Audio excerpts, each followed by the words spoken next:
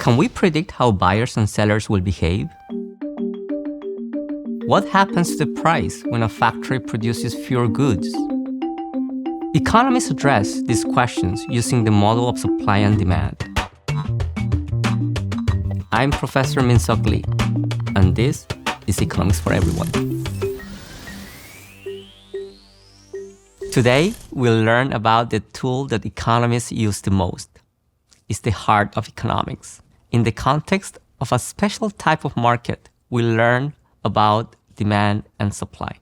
A market is a group of individuals who are trading a good or service, plus the rules that describe how that trading will happen. So for example, think about the market for apples. Walmart is the seller. I am the buyer. And the rule of exchange is very simple. So long I pay the posted price per pound of apple, I can get as many apples as I want from Walmart. Markets are much more common than you think. We obviously have markets for goods you usually consume, like toilet paper, for services, like doctor's appointment. But there's also a market for your time. We call it the labor market. There's also a market for dating, marriage. Apps like Match.com, Tinder provide platforms for this market. But more broadly, whenever you have a demand side making exchanges with the supply side, then we have a market. To an economist, if there's a market, then the tool of demand and supply will be useful. That's why we're learning about this tool. Markets are not all identical. In some, there's only one seller. We have markets where there are few sellers. But in this lesson today, we'll learn about a very unique type of market called perfectly competitive market. So this is how we define perfectly competitive market. 1, sellers all sell an identical good or service. And 2, any individual buyer or any individual seller isn't powerful enough to affect the market price of that good or service. In reality, there are not many perfectly competitive markets out there. There are markets that get quite close to a perfectly competitive market. So for example, the market for gasoline in your neighborhood.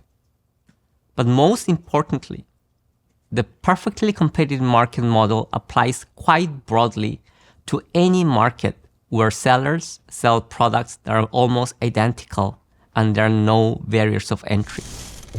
Let's think about a very simple buyer's problem. The buyer has a certain amount of money, budget, that can be spent on 2 types of apples, Gala and Honeycrisp. Gala apples are much more expensive than Honeycrisp apples.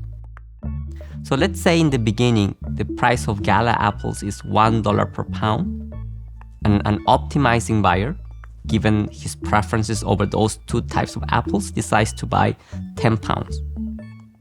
But that's 1 dot on the demand curve for Gala apples. So what happens to the quantity demanded for Gala apples if the price of Gala apples, say, increases from $1 to $2?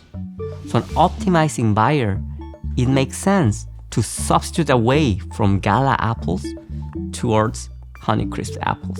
If that happens, when the price of Gala apples is $2 per pound, quantity demanded will go down below 10. Now we have 2 points on the demand curve.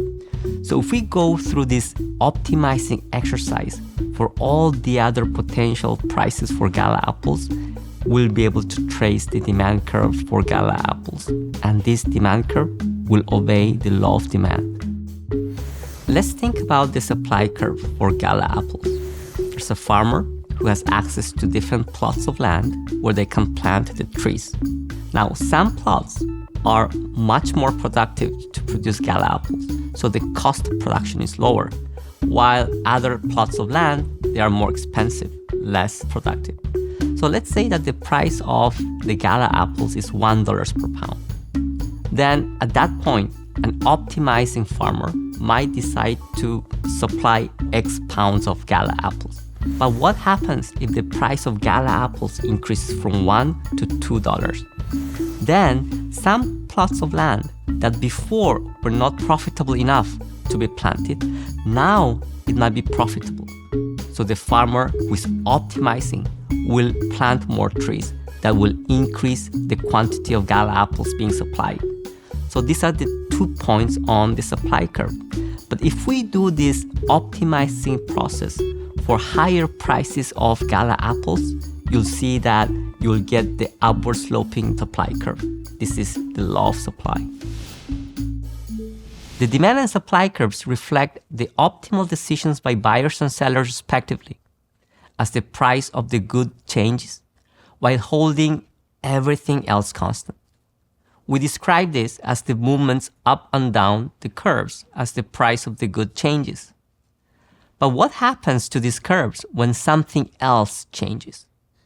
So for example, on the demand side, what if you have more money, or the price of a related good or service changes, or you learn new information about the health benefits or costs of a good? On the supply side, what if the inputs to production becomes more expensive, like crude oil? Or thanks to innovation, the firm finds a cheaper way of producing gasoline, like through fracking. The buyers and sellers will optimize again as these changes happen. And indeed, it is the outcome of this process that leads to new demand and supply curves. In other words, the demand and supply curves will have different locations. So re-optimization is the reason behind these shifts. Demand and supply is a useful tool because we can use it to understand how markets behave. In particular, understand what will happen when markets are affected by large changes or shocks. For example, during COVID-19 shutdowns or during wars. So broadly, any situation that leads to a disruption to the demand and supply curves, then we can use this tool.